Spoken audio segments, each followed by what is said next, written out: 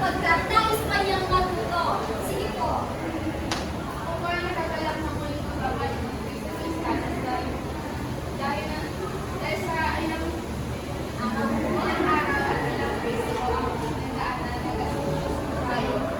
Siyempre, nag-asusunod po yung mga klase ko para yung Na-miss, masaya siya at na-miss niya raw ang kanyang mga kamag-aral at buwas. Mga Marcos. ako po ay masaya at may konting na nararamdaman dahil sa ilang araw na lamang ay nalalapit na ang aming pagdating sa maalam. Ayan, nalulungkot siya. Ngunit kahit nakakalungkot man isipin, tatandaan niyo na malapit na tayo sa ating tagumpay. Okay? Laging maging positibo sa buhay. Yan, napakainit ng panahon, no?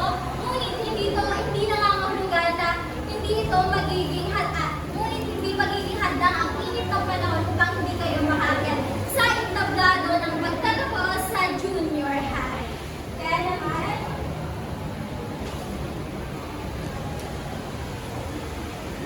ayan. Sa oras na ito,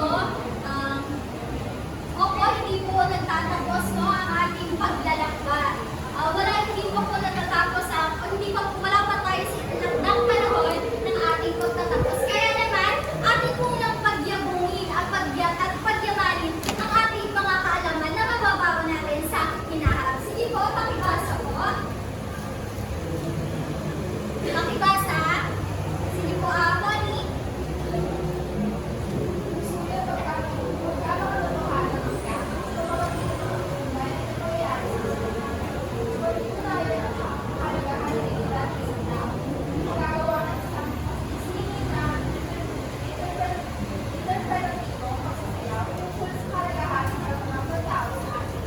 Maraming salamat. Ito po ay ating mga inaasahang kasalayang pagkatuto na nais natin o nararapat natin natin matamo sa oras na ito.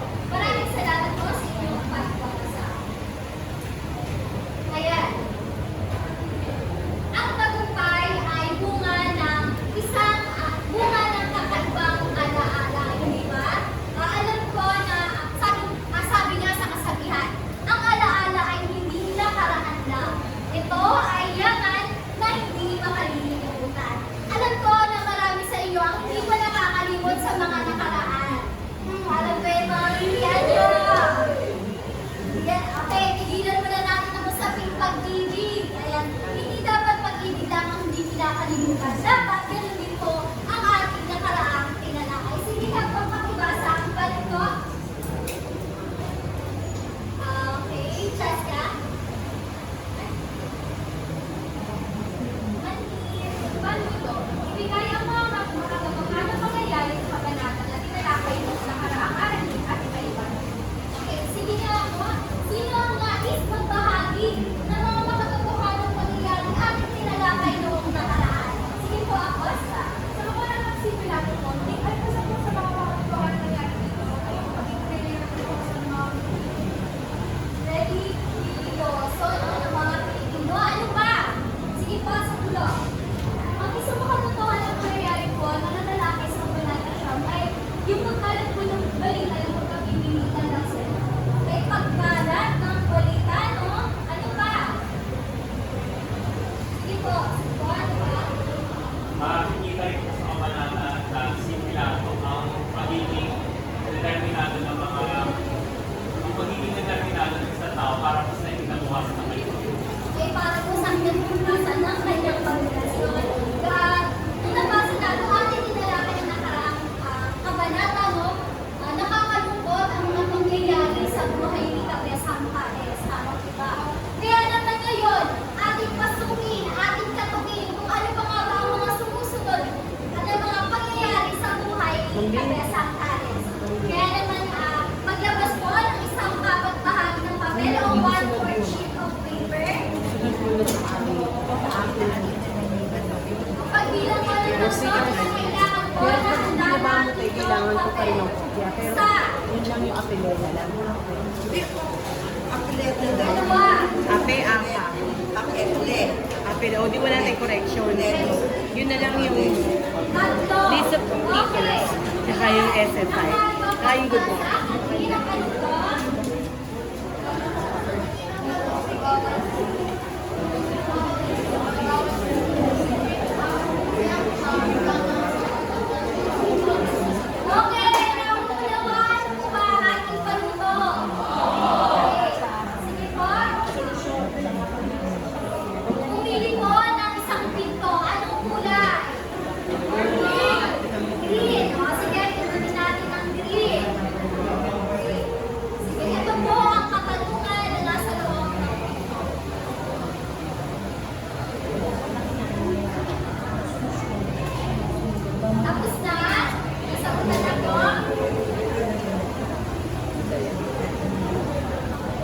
Okay na?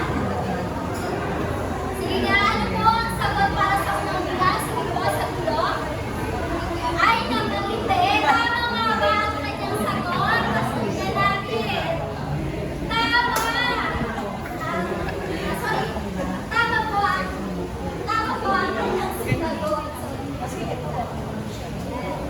po, para naman sa sunod natin po. Anong kulay? Blue! Blue! Sabi daw blue. Narito po ang tanong para sa pintuan na kulay asul.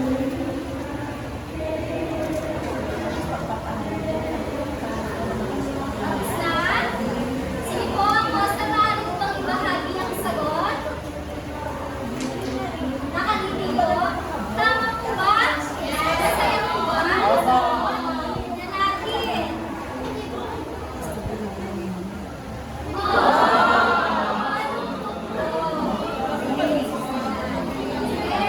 Para sa sinunod ng pinto, ano ba? Wala. Ano ba kulay? Yellow na lang muna. So, narito ang tanong.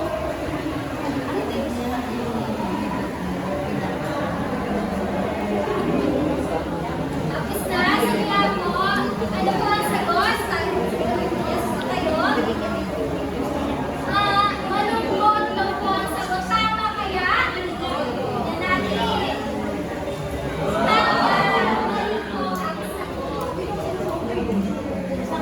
Para sa ikaabot na pito, ito na po yung tulungan natin dito. Ito po ang tanong.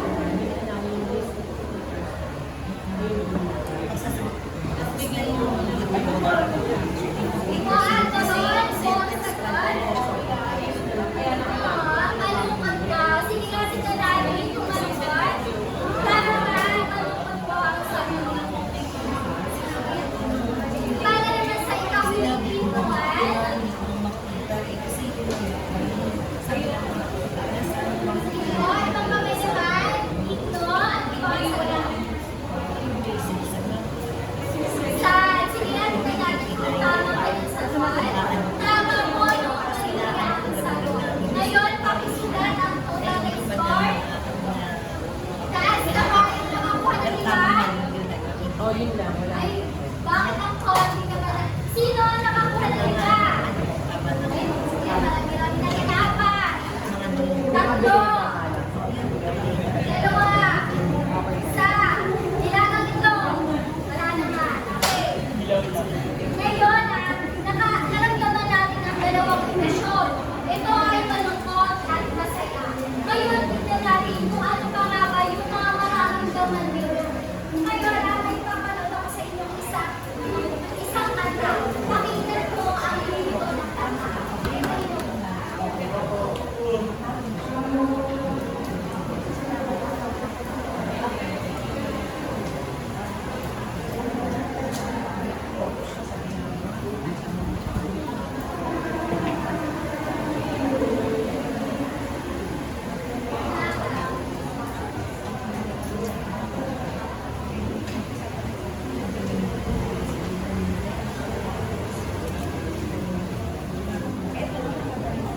I-develop lang naman sa tao. Ito sa likod, na-disconnect tayo sa speaker.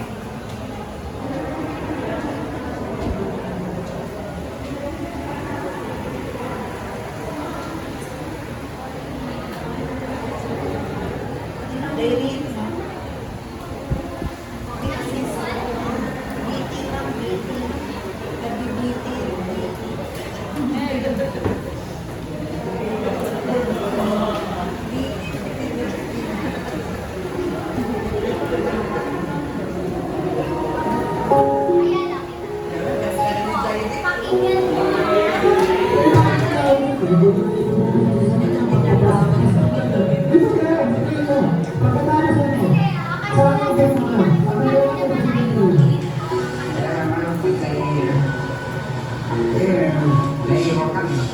Bakit ito ang nangyayari sa bayan ng Pinas? Sa bayan natin ang batas ay hindi nagiging patas. Kapag mangyayari ka, parang bang wala ka kwenta. Itatapon sa puno ng parang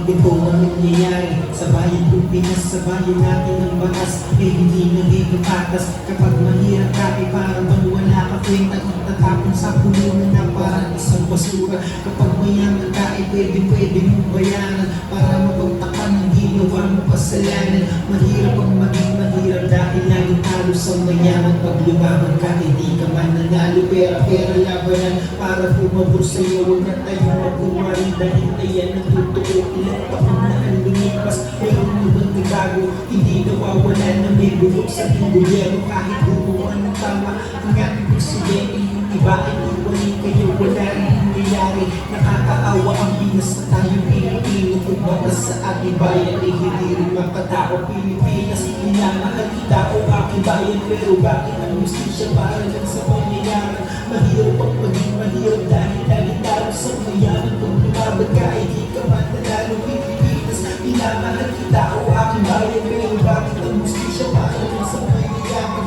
Mahirap ang maging mahirap dahil lagi talo sa mayaman. Kung lumaban ka, hindi ka man nanalo. Kaya ba magigipaka sa mahirap at mayaman? Kung kami mga lukha, lagi nilang tinatapakan. Kami lagi ang mali at naging ikisalanan. Walang karapatan na di kami pwedeng lumaban. Parehas tayong tao, di tayo magkakaba. Siguro na lamang kayo dahil marami kayong pera. Lahat na mabayaran nyo at pwede nyo futusan. Kahit ang ibang pulis ngayon nagbubulag-bulagan na sinasabi namin.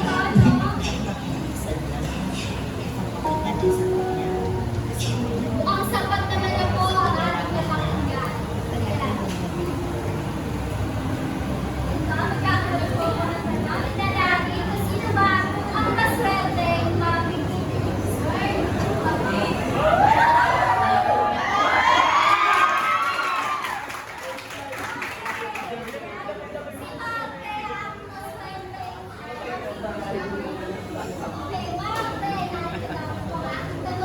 Tungkol saan po ang kanta na iyong napakinggan? Sa hindi sapat pera ba? Ito ba yung tungkol sa kung paano kumikit yung pera sa ating bayan na mas hindi siya karapatan ng mga mayaman sa Tama no, ay pinapakita dito yung agwat ng mayaman at mahirap. At kinalain po kung sabi nga ni Marta, umikot yung pera sa tao. Ay pinapakita dito kung ano nga ba yung nagagawa ng pera sa ating, sa bawat tao, no? Para sa inyo, ay, sa paulitin natin para mas nakaka-excite. Sino ba ang maswerte na pipili?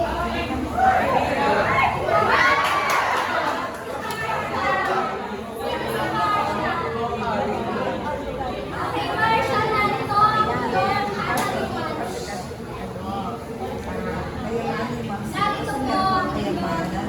Narito po ang iyong narito ang Okay, Marshall, para sa'yo, ano ang iyong pinaniniwala ang mahalaga? Pera o pipilian? Bakit?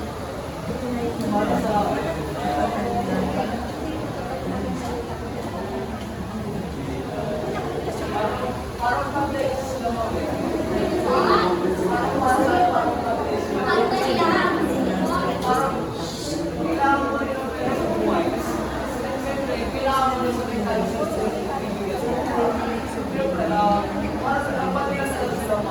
Maraming salamat para sa kanya.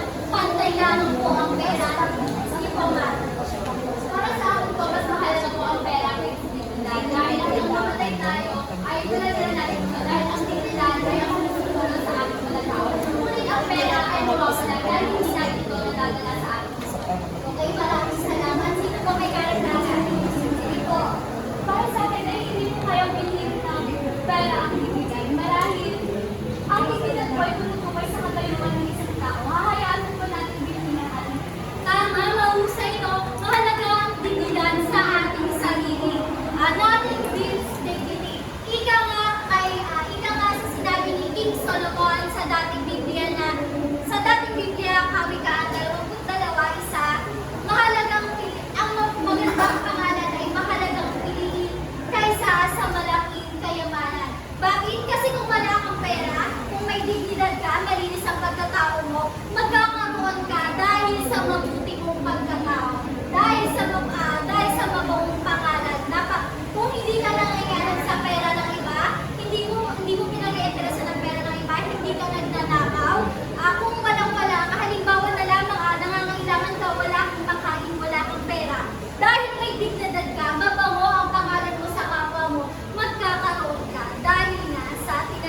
ating tribunal. Okay, naunawaan ba? Okay, paumanino, may nakalimutan lamang si Binibini. Bago tayo magpatuloy, sige nga pang mag-isa tayo. Sino po ang liban sa inyong pangkat? Mabuhay, ikinagagalang mo po na kompleto kumuli sa aking pangkat. Maraming salamat. Maraming salamat, bigyan isang bagsak. Pangkat dalawa. Magandang araw, ikinagagala ko sabihin na walang lumiban sa aming grupo. Okay, bigyan na isang bagsak. Pangkat tatlo. Magandang umaga, ikinagagala ko sabihin na kami ay kumpleta sa aking grupo. Okay, bigyan din na isang bagsak. Pangkat-apat. Magandang umaga sa lahat. Ikinalulungkot ko pong ibalita sa inyo na may isang liban sa aming grupo. Siya ay Hildered. Ayan, bagamat may liban sa araw na ito, hindi naman nangangahulugan na hindi natin ipagpapatuloy ang ating talakayan.